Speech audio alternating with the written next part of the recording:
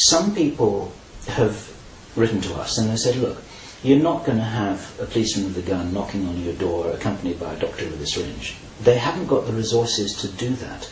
How actually could they enforce it if they wanted to? How could it happen? What would be the sanctions which they have? Well, the French government released or circulated to the heads of departments an internal document of 19 pages which outlined quite clearly their method.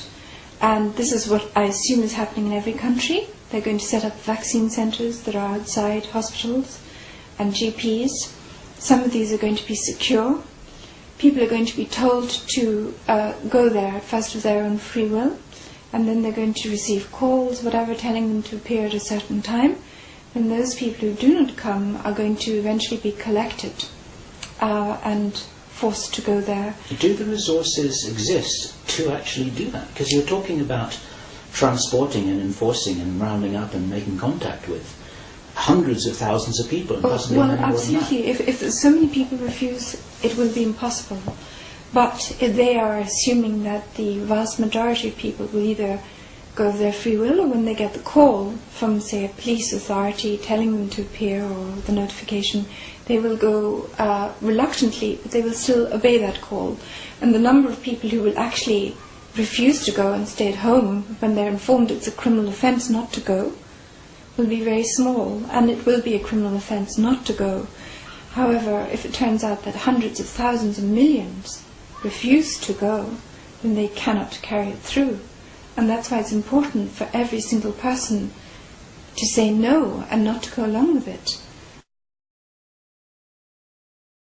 This is Bill Ryan from Project Camelot, and I'm here in Vienna on the 8th of September 2009. I happen to be in Vienna because I just returned from a conference in Poland, and I have just met Jane Burgermeister, who up until now has been a figure shrouded in mystery.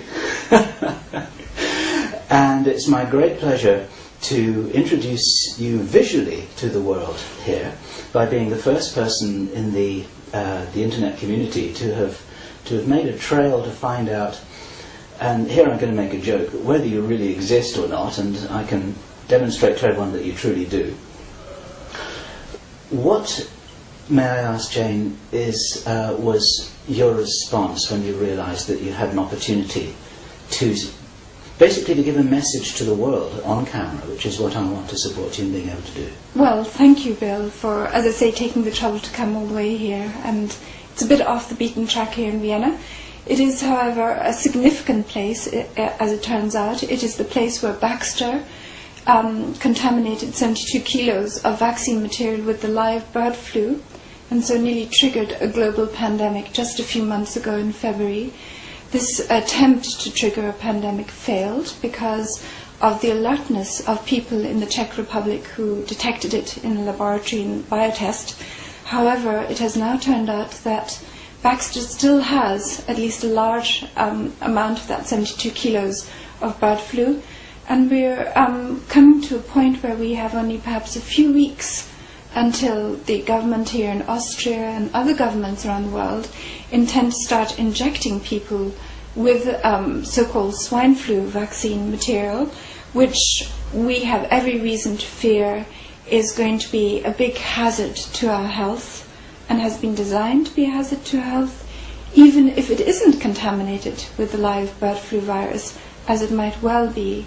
So my message that I want to give to people, if I can give any message, is that time is running short, that we all of us now have to recognize the scale of the threat and danger to us individually and collectively, and we need to take steps and organize to stop this mass vaccination program as soon as possible.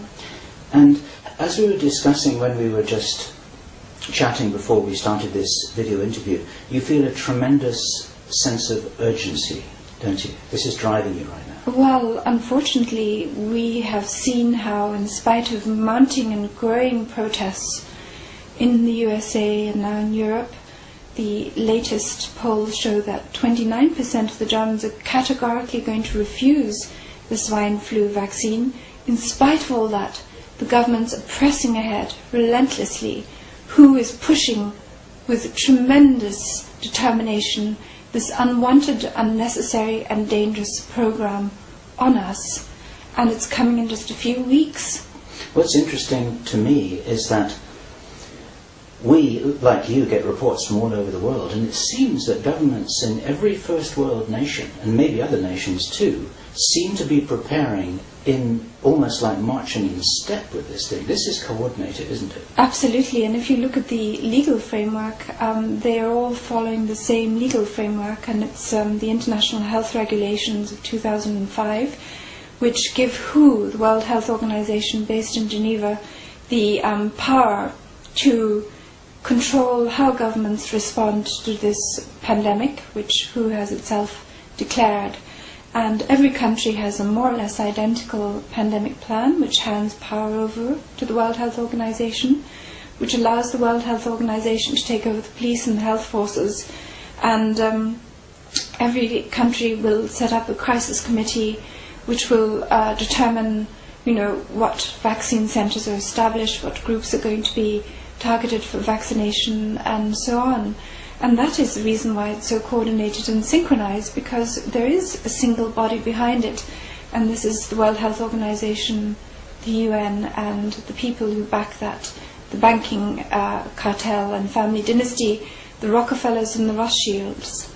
Now, let's just back up a moment here, and for those people watching this video who don't know who you are and why we should be talking here in Vienna, can you just give a little bit of your background? The things that you shared with me personally, for instance, I didn't even know that you were at university in Edinburgh, how long you've been in Vienna, what you're doing here, and just a little bit of a bio. How did you get to this place? Sometimes you must wake up in the morning asking yourself the same question. How did you get here? Well, my dad is Austrian and my mother is from Ireland, and I was born in Switzerland. And I went to Edinburgh University, where I did English literature and language and a bit of philosophy and so on. And I came to Austria in the year 2000, and I started working here as a medical journal for or as an editor for a medical journal specializing in diabetes. And I quit that of my own free will and started writing for medical varias, Reuters Health, for the British Medical Journal, The Scientist, Nature, and so on. And so I acquired an understanding of the medical field and how to do research in this area. And then I eventually moved into renewable energy, because I believe that's a tremendous potential for humanity. Until one day, this winter, a neighbour showed me the report in a local newspaper saying that Baxter had contaminated this vaccine material, and 36 people had to go to hospital to be treated preventatively for the bird flu. And then, of course, I understood this was a tremendous threat, and that because biosafety level 3 regulations are in place in these sort of facilities, it can't have been an accident. So your experience gained as a medical journalist immediately helped you to realize that something very unusual and important had happened here. Is that right? Absolutely, Right. absolutely. And